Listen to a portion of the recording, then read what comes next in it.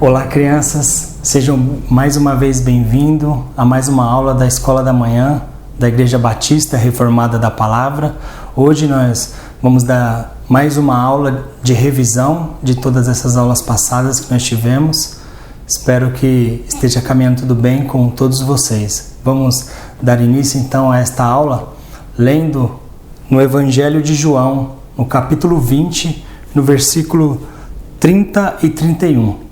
O Evangelho de João, no capítulo 20, do versículo 30 a 31, que diz assim: Jesus, pois, operou também em presença de seus discípulos muitos outros sinais, que não estão escritos neste livro. Estes, porém, foram escritos para que creais que Jesus é o Cristo, o Filho de Deus, e para que, crendo, tenhais vida em seu nome. Só até aqui. Hoje nós vamos dar esta revisão destas aulas passadas que falou sobre o nosso Senhor Jesus Cristo, né? Falou muito sobre quem Ele era, o seu nascimento e os seus milagres e os sinais que Ele manifestou, demonstrando que Ele era o Cristo, o Filho de Deus e o próprio Deus encarnado. Vocês se lembram, né, da primeira aula que foi sobre o nascimento do Senhor Jesus Cristo? Mas pensando em tudo isso que nós aprendemos, quem é que será que foi esse Jesus? Quem é o Senhor Jesus, o Nazareno, né? Ou quem foi Jesus de Nazaré? Quem foi Jesus de Nazaré depois de vocês ter aprendido em todas essas séries, todos esses feitos e esses fatos que estão registrados nas Escrituras? Para quem vocês acham que é? Quem vocês acham que é Jesus de Nazaré? Jesus, Ele é o próprio Deus, o Filho de Deus encarnado, né? O Senhor Jesus, Ele é aquele que fez com que os fariseus, como aqueles homens grandes estudiosos, intelectuais do passado, como o próprio fariseu Nicodemos, que ele disse aquela palavra muito conhecida, né, que está em João 3, no versículo 2, que diz assim, João 3, e no versículo 2.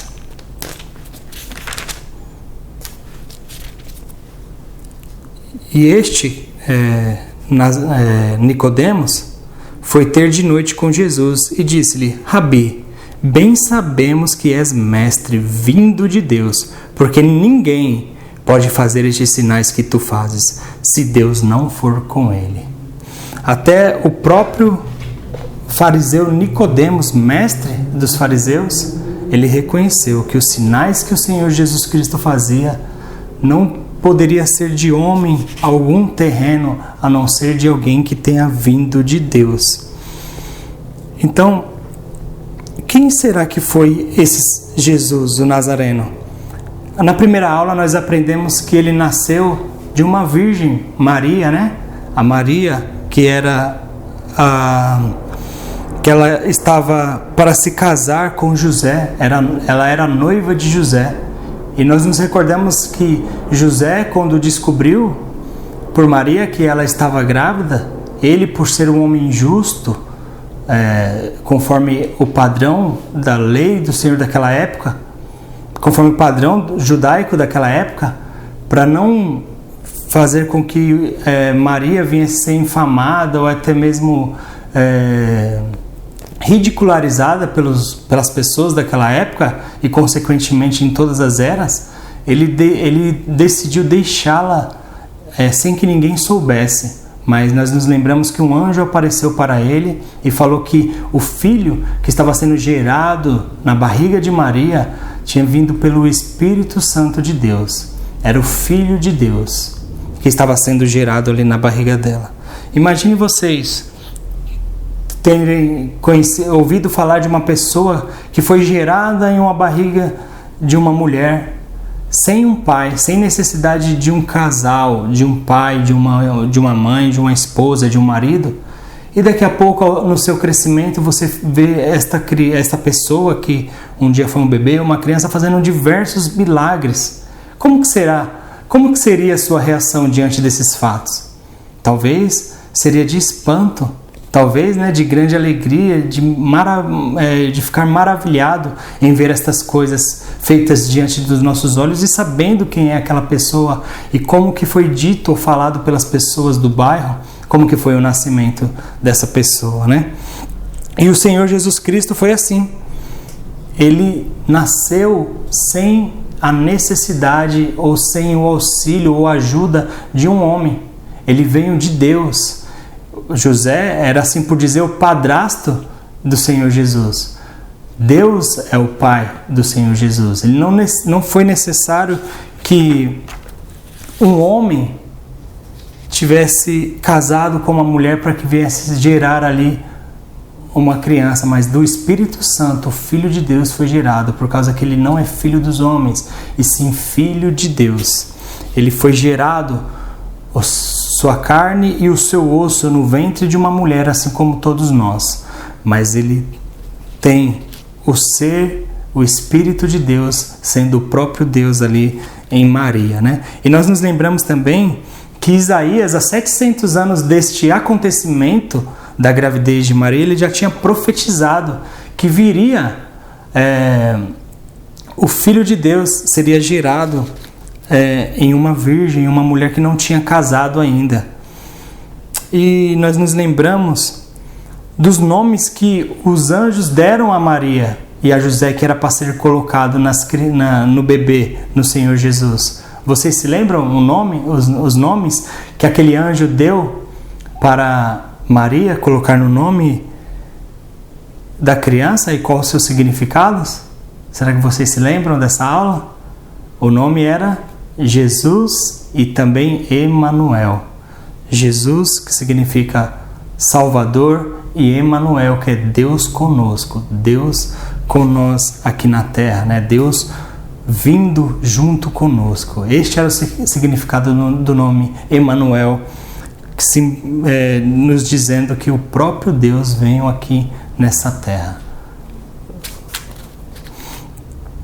E nós nos lembramos também, pensando sobre esta aula, por que o Senhor Jesus ele teve que nascer como um bebê? Por que ele teve que ser gerado, vir como um bebê, crescer, ser uma criança, um adolescente, chegar até a vida adulta? Por que foi necessário isso? Você já parou para pensar nisso? Você compreendeu isso nas aulas passadas? Ou você se lembra disso? O Senhor Jesus ele necessitou ser um bebê por causa que ele teria que passar por todas as coisas que qualquer homem passa nesse mundo, né? Mas diferente de nós, ele não pecou. Por isso que foi necessário ele vir como um bebê, ele crescer, ele se fortalecer, ele ser cuidado, precisou da sua mãe e do seu pai para levar ele para os lugares. O próprio Deus, o Filho de Deus, o Rei da Glória, deixou o seu trono de glória no céu e veio, se vestiu de carne e osso diante dos homens e necessitou de ajuda das pessoas, dos pais, para que levasse ele para os lugares. Por quê? Por causa que ele teria que ter uma vida neste mundo e uma vida perfeita diante de Deus, para que ele viesse morrer como um sacrifício no lugar de pecadores.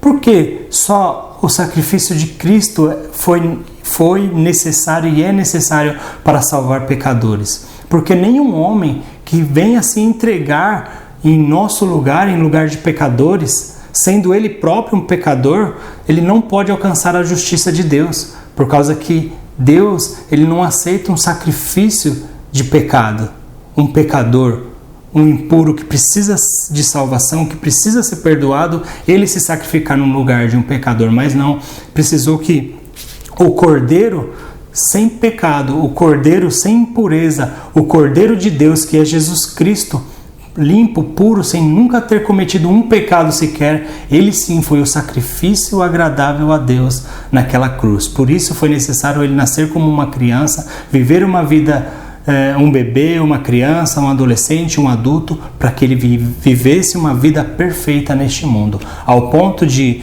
uma certa vez, com os fariseus querendo discutir com ele, pegar ele em algum erro, em João, no capítulo 8, ele pergunta para os fariseus: qual de vocês me convence de pecado? Qual de vocês aponta algum pecado meu? Qual de vocês já viram eu pecar alguma vez? Ele foi perfeito, um único homem que viveu neste mundo em perfeição, o próprio Deus, o Filho de Deus, e se entregou numa cruz no lugar de pecadores. Por isso foi necessário ele nascer como um bebê. Então também nós passamos adiante e lembramos também daquela aula que o Senhor Jesus ele resistiu às tentações de Satanás, né? Em Mateus capítulo 4. Nós nos lembramos daquela aula que Satanás veio até o nosso Senhor Jesus depois de ter jejuado 40 dias e 40 noites e ele começa a tentar ao Senhor Jesus. Vocês se lembram de alguma das propostas que foram dadas por Satanás ao Senhor Jesus? Será que alguém se lembra? Algumas daquelas propostas e também das respostas firmes que o Senhor deu? Se lembra daquela que Satanás ele disse ao Senhor: já que você é o Filho de Deus, ou em outras palavras, você é o Filho de Deus, você é o próprio Deus. Se você fosse filho dos homens, você seria filho dos homens. Mas como você é filho de Deus, você tem a genealogia de Deus, você tem o Espírito de Deus. Já que você é o próprio Deus, a encarnação, o próprio Deus encarnado, o Filho de Deus, porque se você é filho de Deus, você é um Deus.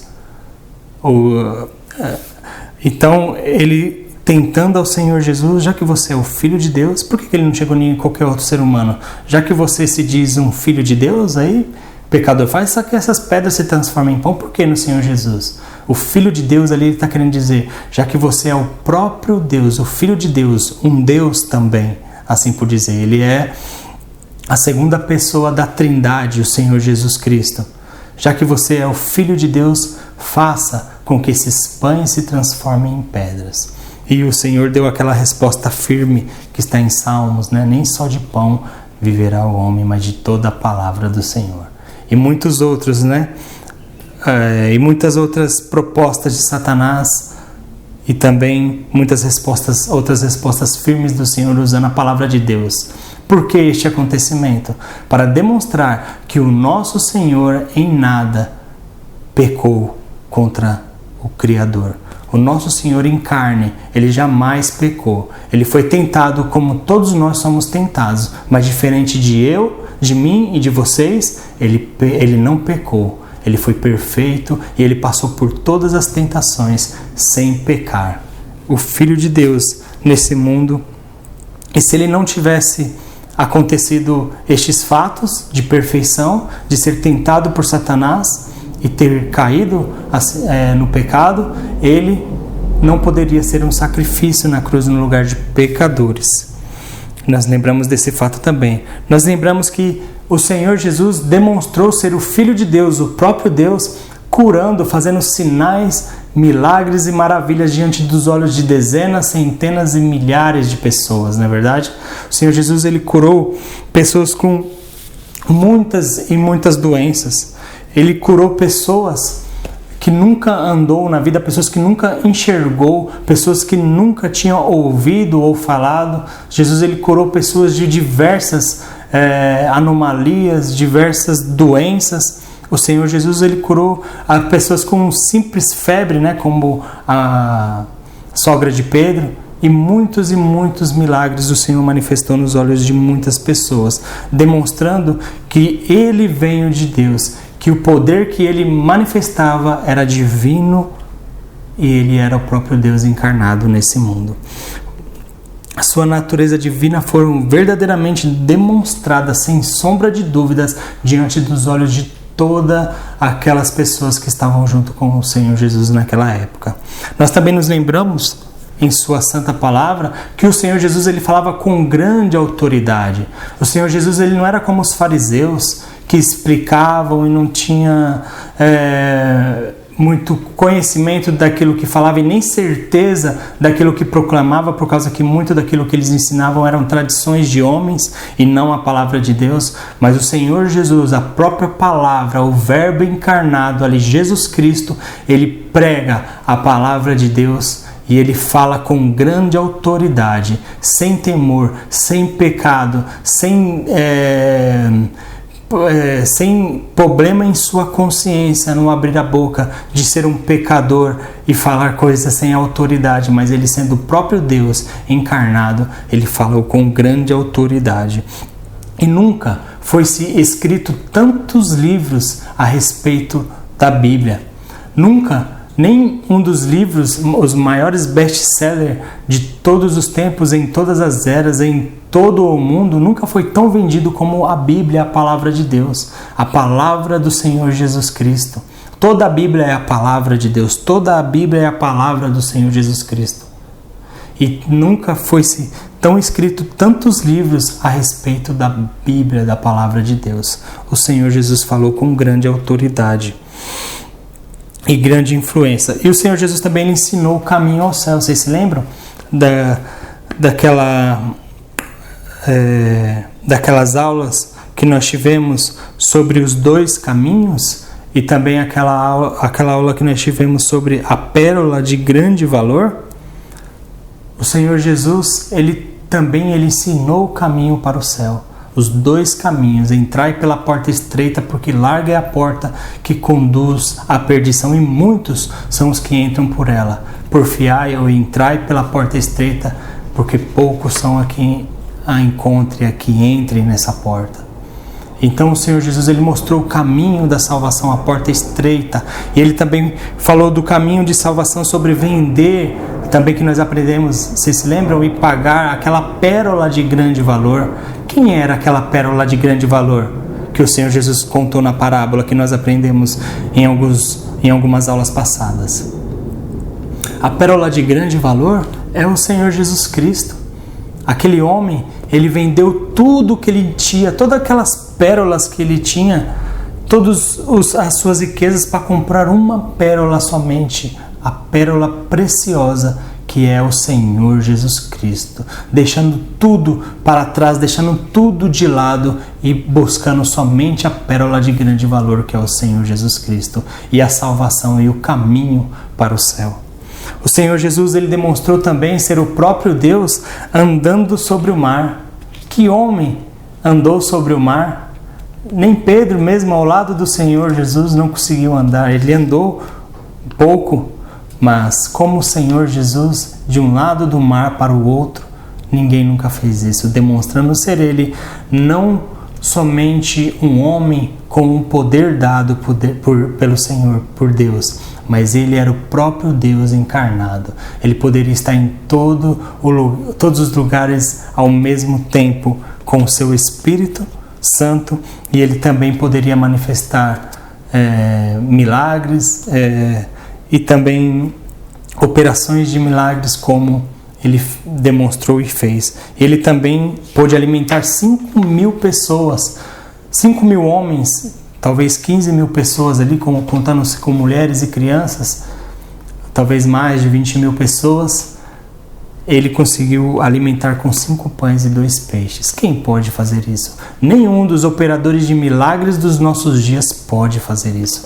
Nenhum dos homens que dizem estar fazendo milagres por aí, que não são comprovados, nenhum deles pela medicina, por médico algum, pôde manifestar como o Senhor Jesus Cristo. O Senhor Jesus Cristo, ele manifestou todas essas coisas aos olhos de pessoas leigas, pessoas incautas, pessoas que não eram tão cultas, e ele também manifestou esses milagres diante de pessoas cultas como Mateus, o próprio Mateus, que escreveu o Evangelho de Mateus, um homem culto, e também diante de Lucas, um grande médico ali que escreveu o Evangelho de Lucas, né, e Atos dos Apóstolos. Ele manifestou esses milagres diante de muitos olhos, de muitos homens e de muitas pessoas, ao ponto de quando o Senhor andou pelas águas, os discípulos disseram: és verdadeiramente o Filho de Deus.